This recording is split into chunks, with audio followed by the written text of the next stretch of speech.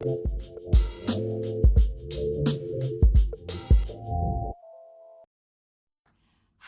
Halloween! Happy Halloween!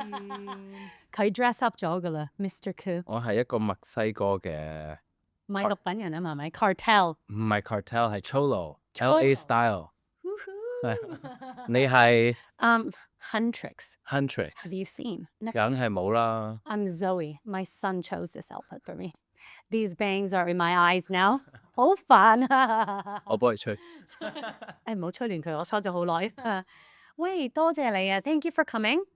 I actually love you. No, I mean in a way of love what you do. You're so real, and I just read about you. 即係 you've been through a lot in your life. Share, tell us. So 我係 Mr. Koo 啊。嗯我嚟香港係2年前。What is it, like February? Okay, and then just decided to just enjoy life and put down all the work and everything and just do what I like to do is shoot content and just be me. Yeah, but before 你唔係咁 you've been through a lot. Like young, your dad and mom divorced like long time ago, and then you stayed with your aunt. 即係你個背後好多古仔，令到你即係我知道你之前又係你有 ADHD 啦，and then you had drug problems and then now you're like alcohol free. You're like you haven't touched anything in a long time. Never. Yeah. Share with us like your life. My life. Okay, so English is okay? Oh yeah, dude. Okay, you. so as a kid, I guess I grew up in Canada. That's where I was born. And then my family moved me to Hong Kong when I was around 4 or 5 years old. During that time, my father and mother were split up already. So I lived with my aunt and my grandfather. And yeah, I just grew up in a kind of like a broken household, they'll call it, where my aunt did her own thing. My dad did his own thing. And then I was just kind of there to take care of myself. Yeah. I went to school. I was fortunate enough to go to Canadian International School, which is a pretty good school back in the day, but that was when it was in Kennedy Town. I think when it was just started. The smaller version. Yeah, when it just started, and then it moved around. But then I didn't really fit into the school system in Hong Kong because the school system in Hong Kong is very academic driven. Yeah. And I've always been creative since I was a kid. I was drawing, making stuff, and doing art. Like all I play with is Legos. So I love creating. And then even as a kid, my parents knew that the Hong Kong school system didn't fit me, but there's nowhere else to go, So like international school is the only way I can go. So even I think at grade 6 or 7, I stopped doing math and stuff just because my brain can't process that kind of stuff. I'm very I have a lot of learning disabilities, and ADHD was a big problem. So I was always running around, jumping onto tables. And then like everybody would say when I was a kid was like, you're not going to get anywhere in life, and that always, it never put me down. It was more like I have to prove you wrong, and I was always stuck around the wrong crew where I was fighting, we're doing drugs, we're drinking all the time. Like we're just around the wrong people. So I decided it wasn't me that was doing all this. It was the people around me that was influencing me to do a lot of stuff. So then I decided to kind of just start working and going to school because my aunt was like, you have to go to school. She's an academic herself. She's a psychologist, professor in Polytechnic University. And she was always, school is most important. To me, I understood school wasn't important, like there's street smarts, there's book smarts. Yeah. And growing up in Hong Kong, if you're on the streets all day, you're going to be very street smart, right? Especially if you're fending for yourself, like I've been arrested quite a few times since I was a kid, for fighting, stealing, everything, Yeah. And like I said, it's the people around me who influenced me to do a lot of this stuff in the environment I grew up in, and then I started working in Hong Kong. I did interior architecture at a very small firm called Benson and Boxwood. And the way I started that was pretty funny because I used to build a lot of models for master's students and people at Hong Kong U. Yeah. Because, it's very difficult for them to build it. And I was really good in my hands. So I built it for them.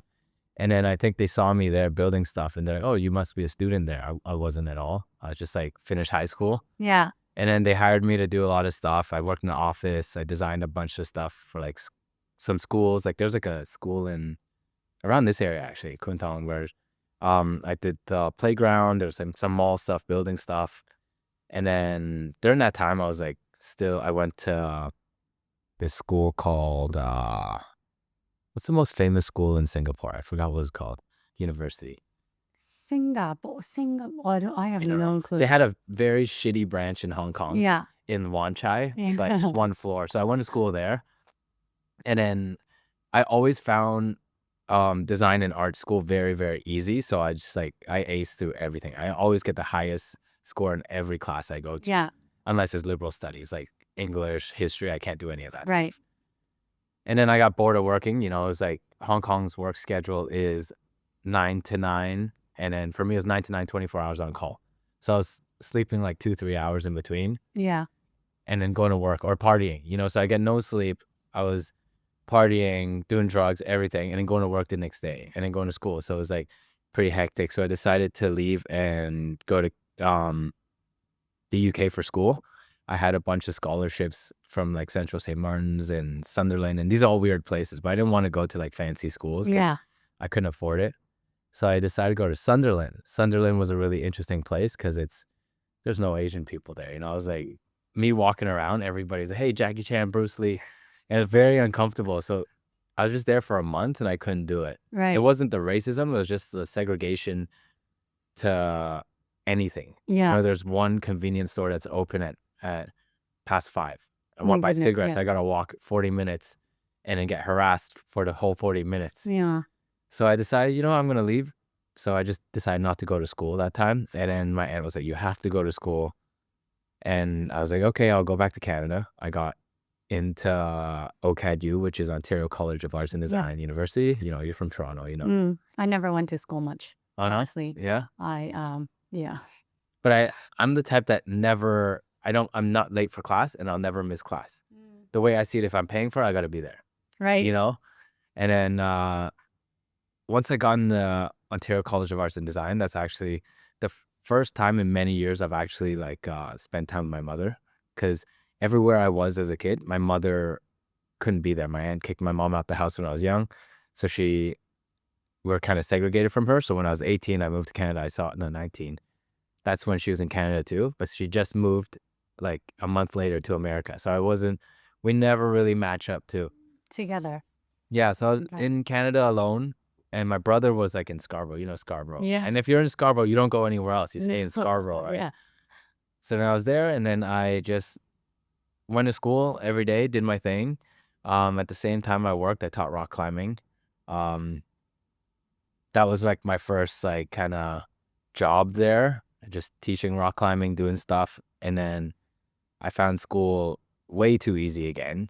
So I started kind of just doing a lot more stuff like work in freelance design. And I remember the first time I went, the first year I went to a class, the teacher was like, why are you here? You know, like, because I was already working design stuff too. Yeah. And then I think one of the teachers seen some of my work before, and he said, why are you here? Why are you in my class? Like, you already do this stuff, you know? Yeah. And I was like, you know, I enjoy learning. That's my favorite thing to do, is constantly just learn and upgrade. And for me, school it's not learning, especially design school and art school. It's not learning. It's allowing yourself to have projects to grow your mindset and put in practice. Because when you're in the real life, you can't really do that. There's everybody blocking you, telling you have to do it this way. I want it this way. You know, like once you come up with the best design in your head, someone would be like, nah, you know, it should be like this. I want it like this, or a good client. Yeah, yeah.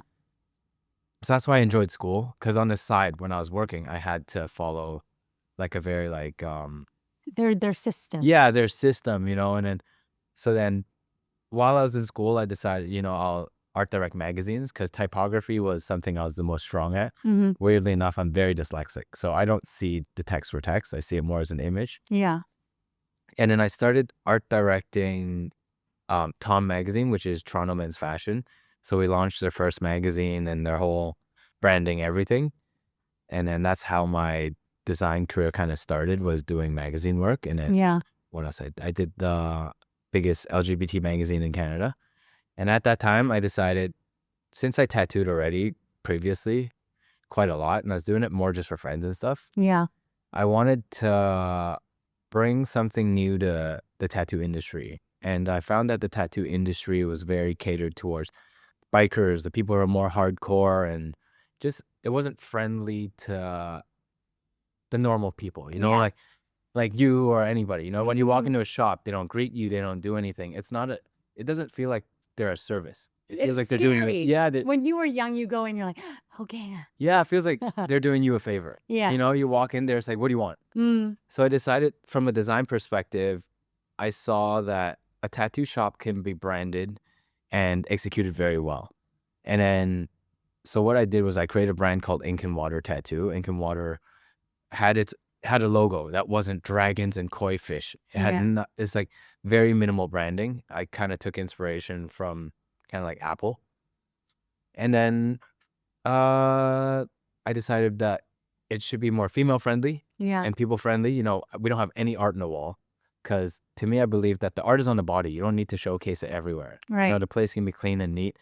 We had like lovely staff there who smiled to you when you walk in. We had cold brew on tap. We had food, fruits, candy, everything. Yeah. We had a back patio, games. So you go and you feel comfortable. Even if you're just going with a friend, and you get Mhm. bored, you can do whatever you like there.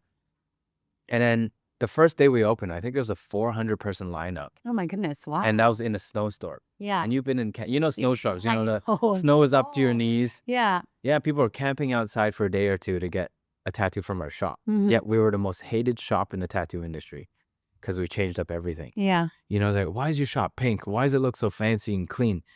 And I was like, it's time for a change, right? Right. And every single month, I see an old shop or a new shop coming up that was looking more and more like our shop. There was like live green walls that was copying our style, plants in the shop.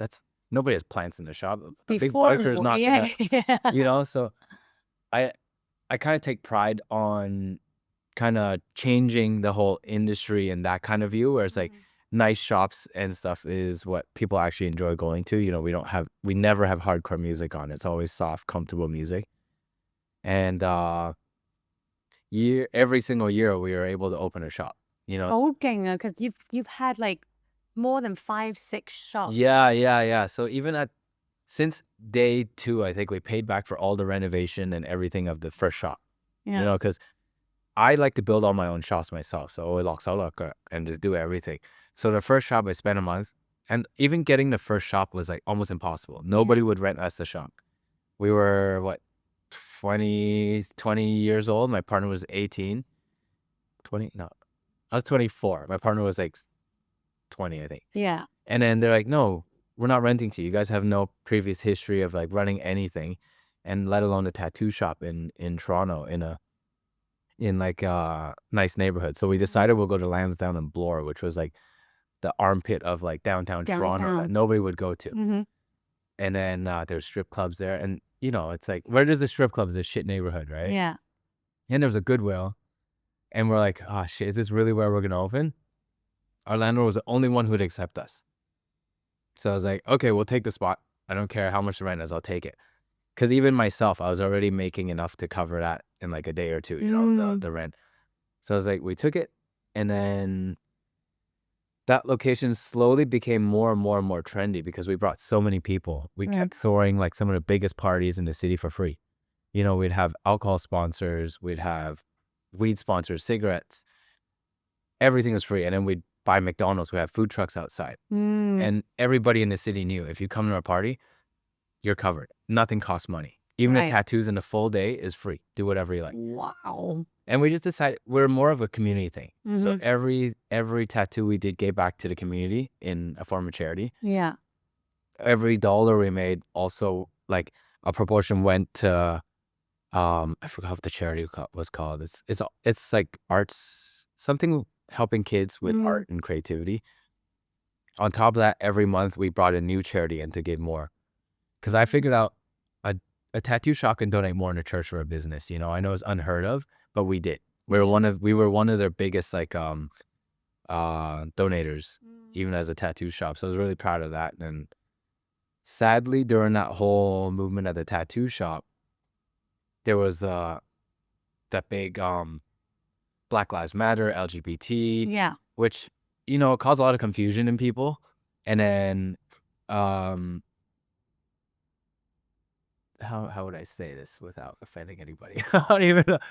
Yeah,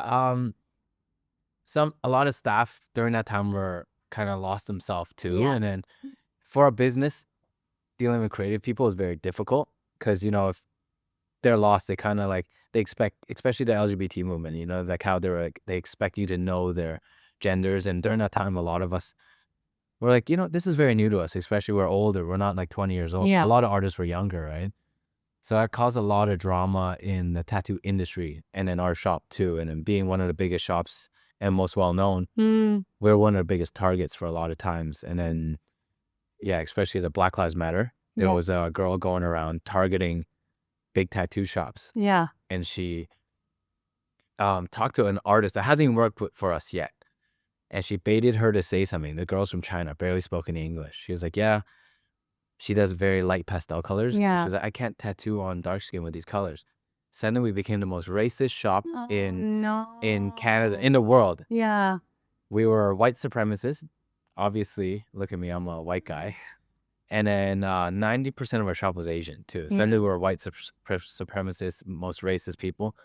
And we try to handle it with grace. We try to handle it with grace and actually acknowledge it while everybody else was dodging it, and I find that a good thing, because we were an example for people, although it hurt our business, it actually helped a lot of the industry. Yeah. And then she kind of blackmailed us to pay her, take her courses, this and that. And we did because, why not? Like it'll benefit our artists anyways. Yeah. But turns out the best move is to ignore them. Yeah. Yeah, and that dragged on for about a year during COVID when it was the hardest time too. Yeah. And during that time, I think we had four shops already, which was pretty good. And we had quite a lot of artists. I don't really know because during that time, were they working part-time or they're all there. They're all there. Yeah, they're all there every single day. Full bookings. Yeah, if you work at our shop, most time you're full booking. Yeah. And then we opened a shop in New York too. But during that time, my health is really bad. It's been like that since I was a kid. Like I can't really eat much, and I had stomach issues. My stomach like stopped working for many years. So during that time, my stomach stopped working. So I was in and out the hospital every few days, and I was like, can't breathe, can't eat, can't do anything. So I kind of just let go to business and let my partners run it. I found a really good business partner. At that time, I thought he was a good business partner, And then he ran the whole thing while I was working private. I've always worked alone, even though at the shops, I'd have my own area. It's not that I'm not good with people. I have high expectations for people, and I'm very strict. Yeah. And I guess foreigners aren't used to that, like the Asian parenting, it's like, why are you late? Because I used to be like, if you're late, then don't waste my time. Don't come to work. Because if you're late and your client is waiting for you, that reflects badly on the business. Right. Go home. Just cancel the appointment. Tell them sorry. And that was kind of like, that's how I like to, teach people.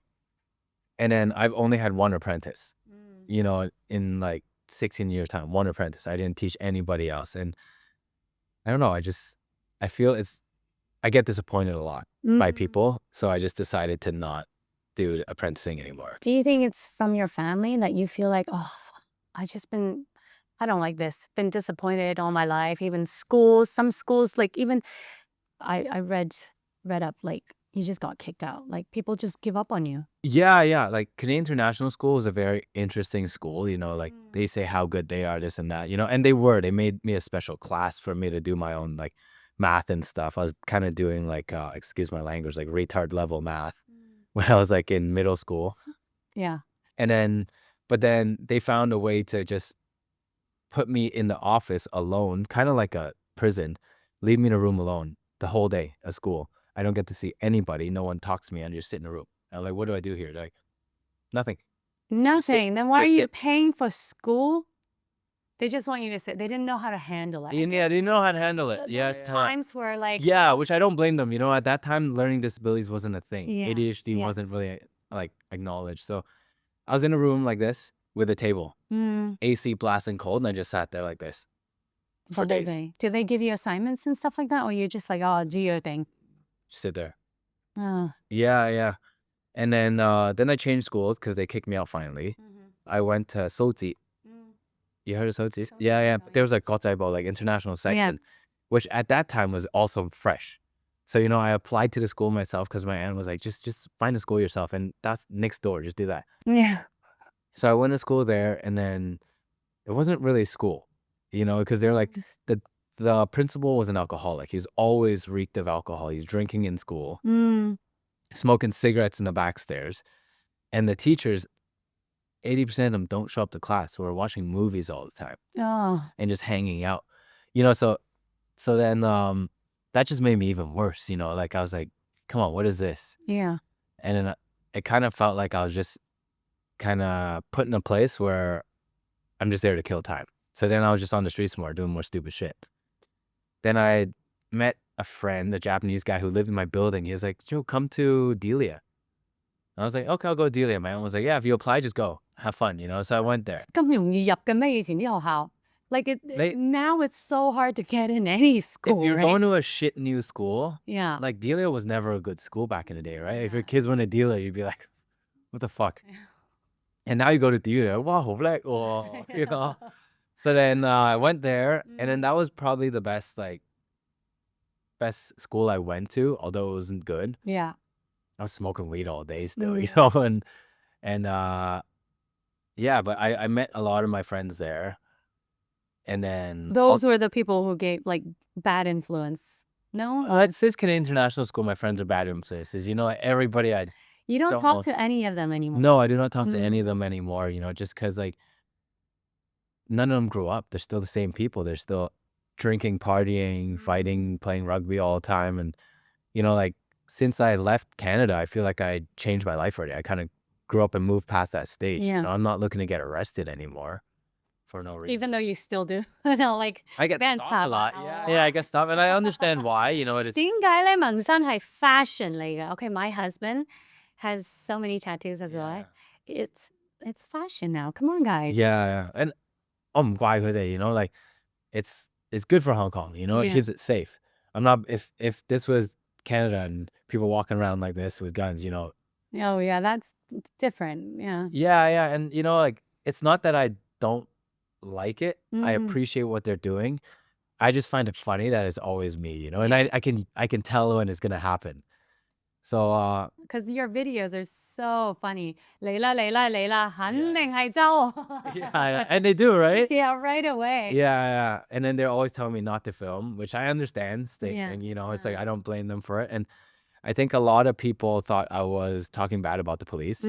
But in the comments, you'll see I'm not talking bad about the police. I just find it very funny. That it's always me. It's always me, yeah. And where else in my life? But I like, don't remember. for me to say, okay, so it's been all your life, you feel like you've been rejected. No one really cared. And then till you went back.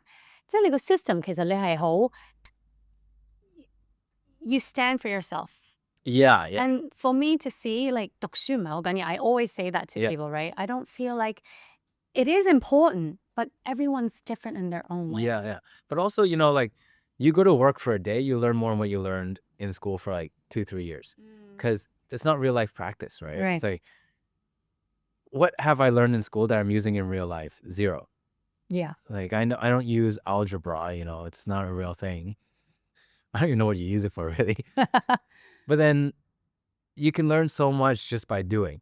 So then I've always just applied myself to, if I want to learn woodwork, I do woodwork. I worked in a wood shop. So I just love to do anything hands-on. Like I cook. Then I worked in a restaurant, Yeah. Then I want to be not the best, but I want to be very good at it, and I'll drop it and forget and then move on to the next project. It's probably ADHD, Yeah, Yeah. it is. But how did you get onto like tattooing?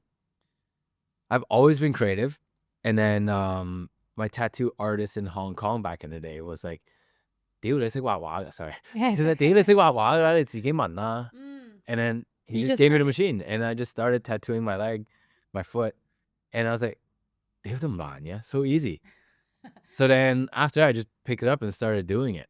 Yeah. And then I'm self-taught, like I believe learning from people sometimes not the best way, especially like a craft, because you learn all the bad habits. especially like the older sifus. Their bad habits are coming from their other sifus, and they don't break it because they think it's tradition. But like, what is tradition really? It's not really a thing in tattooing.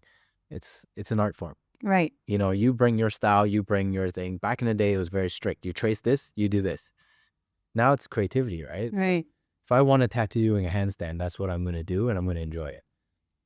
And I think that's what made me different. Yeah. Like the way you changed it. Tattoos were small and detailed and everything was yeah. There wasn't too many artists doing that back in the day. No. My biggest influence was the Chicano style artists who tattoo people out of prison. So you see like the LA gangsters with the very like detailed tattoos.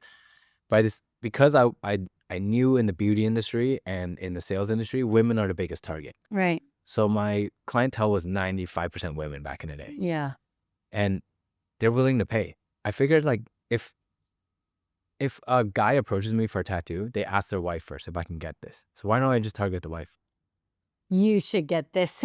Like, because if you, Yeah. like a guy's always like, babe, can I get this tattoo? Or mom, can I get this tattoo? So you need permission from a woman. So that means the woman is in charge.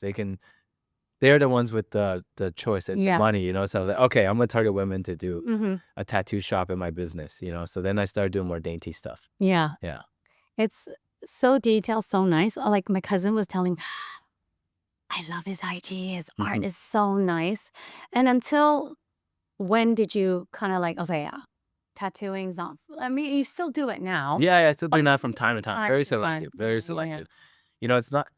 It's clientele in Hong Kong don't understand the art form. They're very like, the first thing they message is, "喂，幾多錢啊?"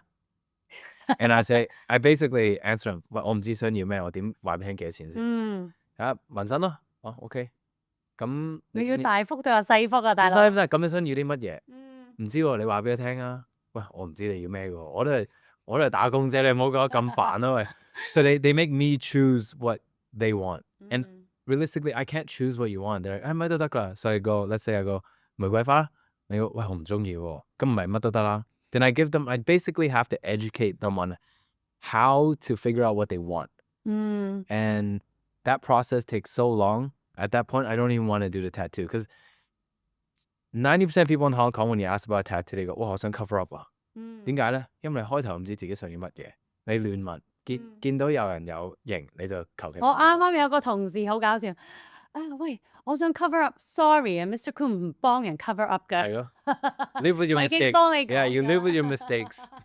Yeah. Yeah. And then, so in Hong Kong, I decide, I'm just going to do my clients who fly in from around the world. And there's quite a lot that fly in from around the world. But then there's also, I don't want to do some of the stuff. So now I probably just work 5 days a month, and to me, it's not about the amount of money I make. Yeah. When I came to Hong Kong, I decided I'm giving everything away. When I was in Canada, just tattooing alone, like just me tattooing like 100 days a year, it's very good income. Let's say it's over the millions. And then plus the shops, plus real estate, plus everything. But I decided, that's not the life I wanted. Money to me, I didn't grow up with money. I grew up hustling and doing stuff I love to do. So when I had the money, I didn't know what to do with it. I gave it to everybody around me, and it was just for my friends and family to enjoy. I still live like a bum. Till now, I still live like a bum, like I take the bus everywhere. I'm very simple, like the most simple food I can find. I don't like fancy stuff. Yeah. So I decided to give everything I owned away. It was a matter of like... Did you not enjoy it anymore? It was the atmosphere, or like, okay, I've had enough of Canada. I think I was too comfortable. I was too comfortable, but I was also very sick. And I realized being comfortable got me more and more sick. The more sick I was, the less I worked. The more comfortable I was, the less I worked. And the less I work is the more I think about being sick. So it's like a death cycle. It got to a point where my health was so bad that I was getting panic attacks every few days because my chest was being pressed down by my stomach. And I was getting these suicidal thoughts that was driving me nuts. Yeah. And I lost my mind. I didn't know where I was half the time. I didn't know what I was doing. I couldn't drive. I couldn't leave the house. And I always thought mental health wasn't a real thing until it hits you. Then you're like, oh, fuck. Yeah. Like, you ever hear about those people who's like crazy where they can't leave their house? Yeah. That was me. Yeah. I was trapped in my house where I was like, the only way I can leave is if my brother drives me everywhere. And I love driving. I had like 8 cars, like building cars and motorcycles, one of my passions. And then being stuck at home, I moved to Scarborough at that point. I was like, I worked out my backyard. I just built a full, beautiful private studio, and I had everything I wanted there, like a sauna, ice bath, everything. Yeah. But I was still You stuck. built your own place. Yeah, I built my own place because I knew I couldn't leave, right? So I just stuck there. Only place I went was a hospital or like Walmart or Costco. Yeah. And then that was also during COVID, which was like so depressing. So I said, you know what? I woke up. I came to Hong Kong as a last trip with my cousin because he hasn't been here in a long time. And I said, you know what? I'm going to take and enjoy this world that I see before I go. And then I went back to Canada. And then 2 weeks later, and then 1 week later, I got very, very, very sick again. And that was after I already had surgery, which was like a crazy story on its own. Like Canadian medical system wouldn't treat me at all for like almost like 8-9 years. Like, no, there's nothing wrong with you, nothing wrong at all. Turns out I had one of the worst cases of a hiatal hernia where my stomach was so past my stomach, I couldn't eat anymore. Oh, no. And only one doctor in America, which was like a top specialist, Dr. Shoehead, he was like, come to America right now. We're going to do your surgery. Saved my life. Completely saved my life. I was good for about a year after that. A year only. Yeah. And then after I came back to Hong Kong, I used to have PTSD from Hong Kong every time it was dark. It might have been the drugs and the fighting and all that stuff that caused a lot of trauma. But then I was like, I don't see that anymore. Hong Kong was a beautiful place. You know, I kind of enjoyed it. So when I went back to Canada, I got super sick and I woke up one morning. I was like, I don't want anything anymore. I told my brother, give everything away, sell whatever you can, keep the money. I'm leaving. I'm going to leave in half a month. I don't care. I'm going to start all over. Start all over. No drugs then you stop all the drugs. Well, I stopped since 2009. 2009. Yeah, because I started pretty young, like while I was skating and BMXing and just being a delinquent. And then since I came to Hong Kong, I realized like I was a lot happier with not with nothing, but starting over and building my new self again. Right. And I think what blew me up at first was just constant content every day. And my content was very different from what people in Hong Kong does. You know, in Hong Kong, they're like, so, you know, and you know, they're like very, like, it's very fake. Yeah. It's very like, they're trying to show off and show that they have money and everything. Instead, I was like, no, I got nothing. I'm picking up garbage and just building my life from scratch, you know, and just, I don't care what you think of me. Yeah. I'm going to do what I do. Even in Canada, when I was with my brother, I was driving a G-Wagon around in my Porsche, but we're still picking up garbage and furniture to resell and just very normal, humble stuff, But you know? I think that's the uniqueness of you. Yeah. 即係你係好簡單 basic things just makes you happy. The more simple, Yeah. 越唔諗得多，你就係越可以得最簡單。Yeah. 即係 I think that makes you happy. And I see that in all your videos.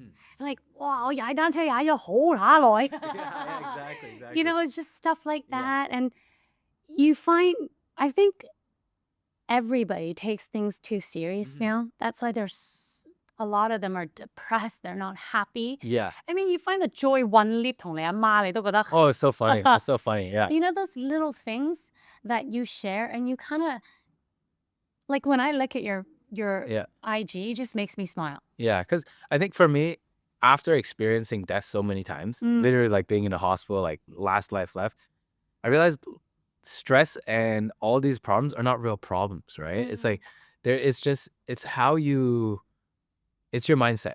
Like being trapped in the elevator with my mom, even my mom looked at me, we laughed, right? Oh, we finally get to spend more time together and talk and hang out, you know? Although I was like crammed against the wall, it was funny, right? And if you choose to be angry about it, you can be angry, but you're just gonna be more uncomfortable, you know? So all situations, even I think the first video that blew up was my finger being like super infected for no reason.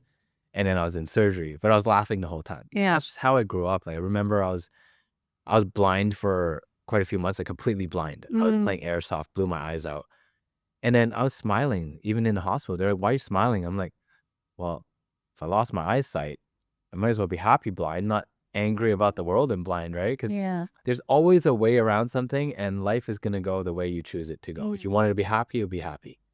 Yeah. I feel like in situations like that, you rather choose to be happy because it is what it is. Yeah. And you don't want to be like, how, because it's just going to get worse. Yeah, but how many people do that, right? And then I love hard times. You know, like when I used to travel and then we have no plans to go anywhere, and I'll purposely try to break the car or do whatever, and then we're just stuck in the middle of nowhere. Because that's where the best experience comes out. 好變態啦你 The harder part, 吉爛個胎係嘛 no, I'm like in Mexico jumping the cars, and Yeah. the cops are stopping us for like being in cartel routes. To me, it's an experience that people don't have because they're always so afraid of doing stuff. You know, like even in Thailand, a lot of people are like, you know, they drive their motorcycles. It's so crazy there. I love it. I love zooming around. If something happens, I experience it. You know, even when I was younger in Thailand, I had a gun pointed into my head when I was like, first time was probably like 14, Oh my 16. goodness. Yeah. To me, it wasn't funny, but it was a great experience to have, you know? What happened there? My friend hit somebody's car with his motorcycle. It was like a gangster. And then he wanted us to give his passport. And I was like, I know how to fix this. I can fix it. And he put his gun in my head. And I fixed the car for him and just left, you know? And there's always a way around something. If somebody's angry at you and you give them back angry or being scared, it doesn't solve anything. You know, you be nice, keep calm, things will move on. Yeah. That's so cool.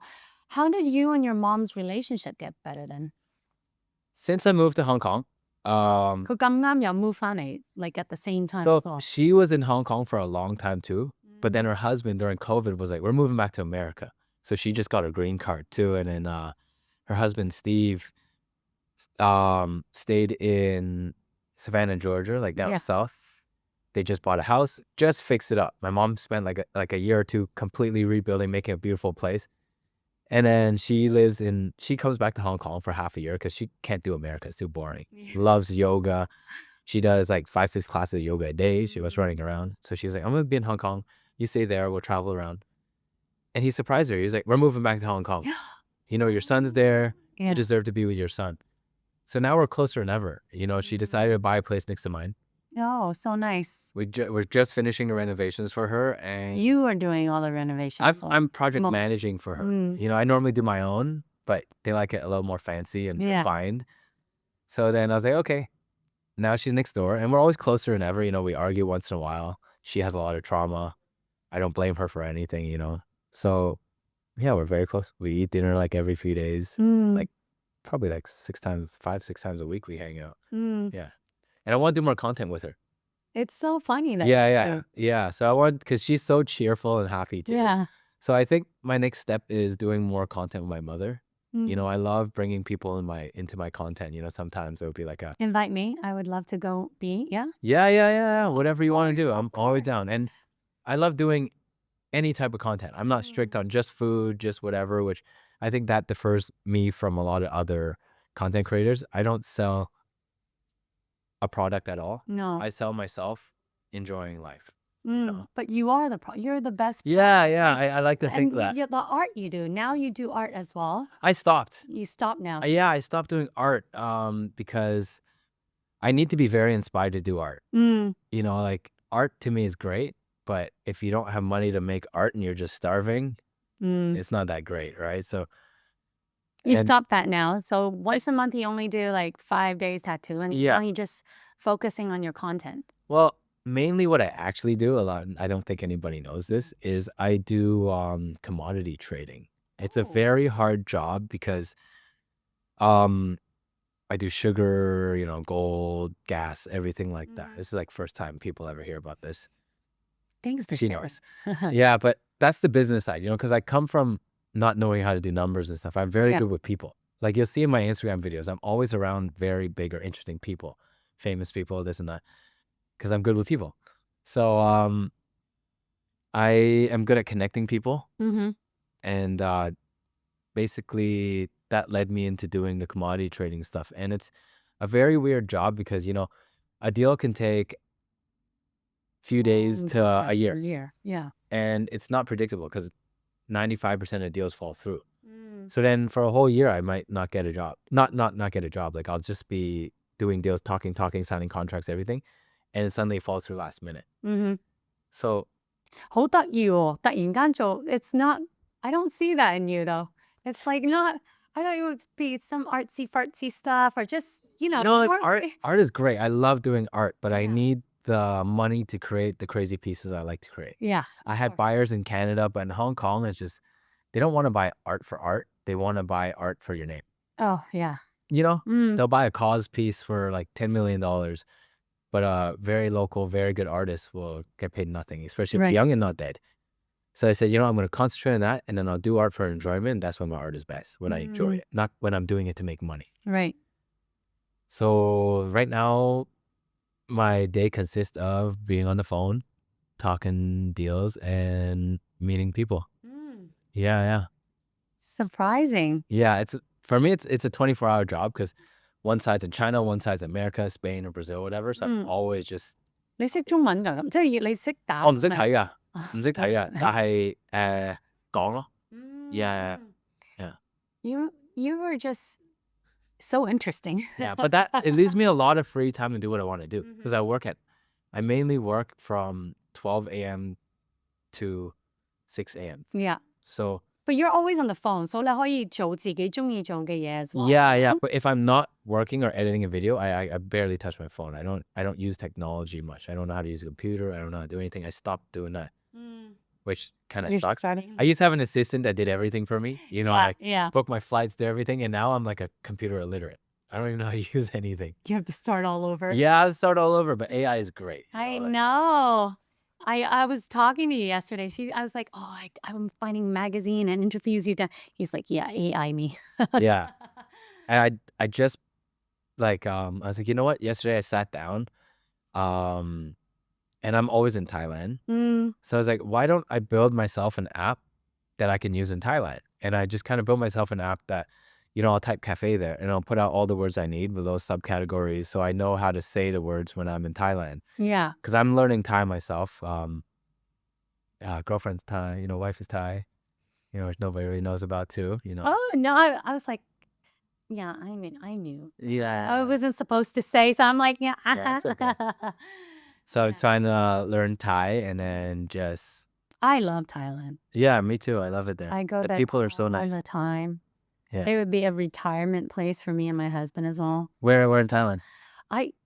For me, I really like the city, like Bangkok, Samui, and stuff like that. But Bangkok is always holiday. But Phuket, Samui is like, I love that. Yeah. Food is good. People are nice. Yeah. I feel like it's different when you live there or you were somebody local there, right? Yeah. We're not doing the fancy restaurants and the 5-star hotels, right? It's like our life consists of going to the street side noodle store. We drive our motorcycle around. We just live life there like life is. Yeah. So now you're living half now? Kind of. Like 2 weeks, 1 week, 2 weeks in Bangkok and in Hong Kong, and she comes over. Wherever the wifey goes, you go. Yeah, exactly. Just because she works a great job.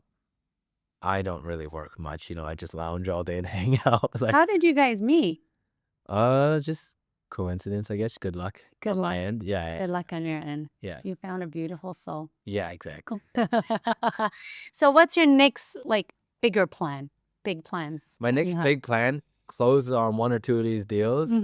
I want to go Vietnam or Thailand, do some non-for-profit stuff.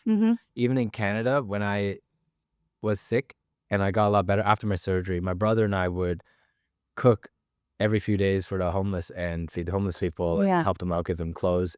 I was fortunate enough where a lot of brands gave me stuff and I gave a lot of it away, or I would buy a lot of stuff at the thrift stores, we'd resell, but then we'd also give whatever we can back to people. And I just want to help people, You've been helping the community. There's you do help with a strong community, like the suicidal. I did for the art stuff. For the art stuff. But now I kind of want my content to kind of do that and just show people life is not that hard, just enjoy. Like 有錢又有錢嘅開心，冇錢又冇錢嘅開心。 That's what I But always all I know is that when I see all my friends with money, 冇一個真係開心。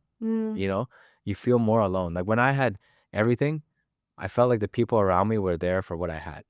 But now when I have nothing, the people around me, they just either love me for me or they love me because I'm on Instagram, or it's fine, I'll take that. It's still me.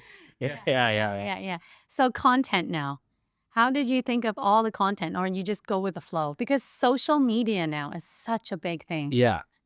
So how's this? My content is basically a trailer to my daily life, I'd like to say. Like I don't really go out planning for what I'm going to do. There's a really crazy video where I went on a photo shoot. The photographer's camera got soaked. And then he had to buy a new one, bought a new one. The car burned. I know. You I know, saw that. A lot of people think it's fake, but It's real. it's real. It's all real. Yeah. Other than there was one time April Fool's, I faked that a ladder hit my head. It was a complete joke. I thought it was very fake, but people believed in it. Everybody's like, you okay? You okay? You okay? Yeah. But other than that, most of my content is pretty real. It's unplanned. So even if you're in my videos, I don't really like, okay, I'm filming now. I just film random snippets. You wouldn't Yeah. even realize I'm filming. Yeah. And a lot of people are like, well, I told you more. You know, like it's just like Yeah. you sneak attack and then you'll say something and I'll be ha ha ha, I got you in this. I can make this a cool, interesting video. Yeah. How do you think social media is going to take over the world? Like at this, is it a good thing? Is it a bad thing? How do you feel? Because I have kids. Yeah. I kind of like, oh, it's so good, but is it good? I don't think it's good sometimes. Like, for example, when I post a video and people are so used to seeing my content where I'm like doing something out of the norm, that when I start doing normal things like eating at a really good restaurant and showing that part of life without anything crazy, they don't care for it. You know, because there's no excitement. Everybody's so used to the TikTok and the fast pace and like something happens or something that's planned and faked, that when you show real life content, it's nothing interesting.冇like嘅. Which I don't mind. You know, I still keep it there because like the people who watch it generally enjoy watching me for me. It's not just for me. Because I think like 80% of the people who watch my videos are all new people. Yeah. You know, they're like, see it on their feed. So it's good. I think it helps me grow as an individual in Hong Kong. Like everywhere I go, everybody is like, 我睇過你片. You know, from like 上小巴. I said 都睇過. Oh, you're the guy. 係啊. So it's any race too. I remember I was in a parking lot and this older Indian man, I think he was like 差唔多70幾歲, got in an elevator. He's like, I've seen you before. Who are you? You do videos? I'm like, I'm very quiet. It's like I wear a hat. I like to think people don't see me. Everybody sees me. I'm probably the most like obvious like soy bum on the street. You know, I don't know what it is. I wear a white t-shirt and pants. I don't know what makes me different. It's just your style. Who cares? Yeah, You're stylish. And then he was just like, oh yeah, I love your stuff. I'm like, oh, thank you very much. And that gives me motivation to keep doing videos. But what doesn't give me motivation is sometimes, you know, like a lot of brands hit me up. Yeah. And they're like, oh, can you promote this? I'm like, I would love to, but I also got to make a living, you know? So I tell them that. I'm like, there's a lot of influencers these days, or so-called influencers, you know, who do every job for free. Yeah. Just for the content, you know, which I don't blame them. You got to start somewhere. But it's kind of ruining the market for people who's been in for quite some time. Yeah. Like who established their name, you know, like now when I ask for a budget, you go, I can hire 10 guys for the same budget to do what you do. But it's okay. You know, like brands who enjoy me, they will hire me for doing what I want to do. Now I do a lot of food content, you know, which I enjoy, but I can't really eat too much. You know, I'm allergic to like so many things, but I love eating.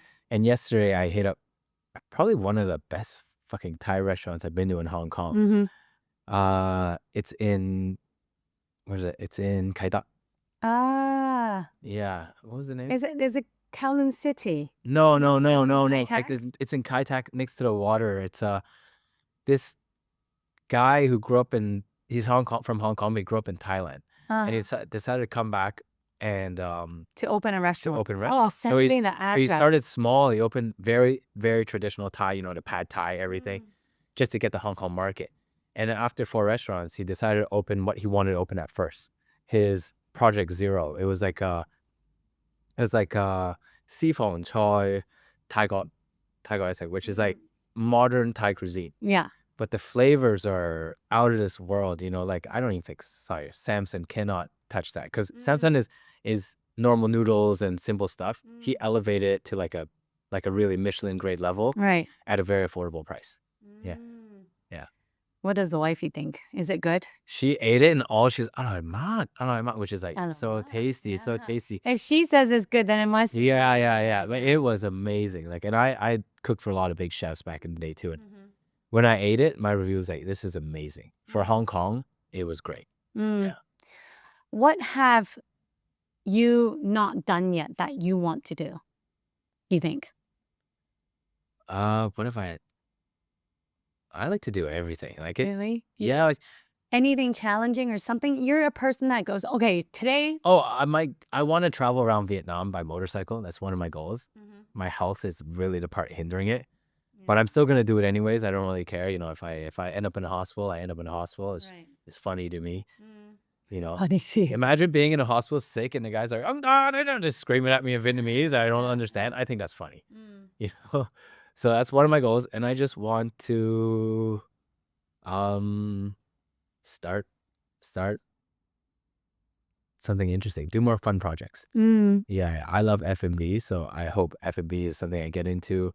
I have a lot of ideas, but in Hong Kong, I find people don't believe ideas are worth money. They're like, yeah, your idea's not worth money. It's like, and nobody's willing to help execute it together. Right. Back in the day in Canada, it's like, if you got a cool idea, somebody's be like, yeah, I buy it, let's do it. In Hong Kong, it's like, 你都要投錢喎，你唔單止投錢，投埋你嘅 idea，投埋你嘅時間。喂，咁你做咩啊？唔做啊，你做晒。我話咁我要你做咩啊？And that's the Hong Kong mentality, right? Yeah, 唔使做唔好做，俾錢就搞掂晒。Yeah. Before we wrap up, give me something, not give me, but audience or something inspiring or to 鼓勵下啲聽眾 because as said, you've been through so much or emotionally. Like for me to say about you, 即係人生冇界限. You believe it, go do it. Like Yeah. I've learned from you today is there's nothing you can't do. Yeah. Don't be put down because you can always go back up. 即係俾人踩低你咯. I think you know yourself best. The big problem is a lot of people are like, for me, sorry, it's going to be a little tangent again. People go, 哇，你又好啦，你揾到你中意做嘅嘢. And I go, everybody can find what they love to do, but 95% people give up. Because what pushes somebody to keep going is the people around them who are like, oh, you're doing so well, like keep going, I love this, and the support around you. Yeah. If you have a bad group around you who doesn't support you, and 香港人最興㗎啦，哇，唔好啊，一定做唔到啊. They always put you down, right? And I think the best part about Canada was it taught me to just keep pushing for what I enjoy doing. No matter what, if it does well or bad, I went through that experience and I enjoyed it myself. Right. It's not about other people. If you do what you love, the money will come. Don't think about the money. And if the money doesn't come, you earn that experience. You learn everything through that process. And the process is what matters. It's not money. No matter how much you have, you're going to want more. Yeah. I haven't met a person who's like, this is enough, So just enjoy life. Do you, Don't work a 9 to 5 if you don't like it. Do what you like to do. Be yourself. Be yourself. Be yourself. Thank you. No problem. Thank you for coming. My goodness. you. Thank you.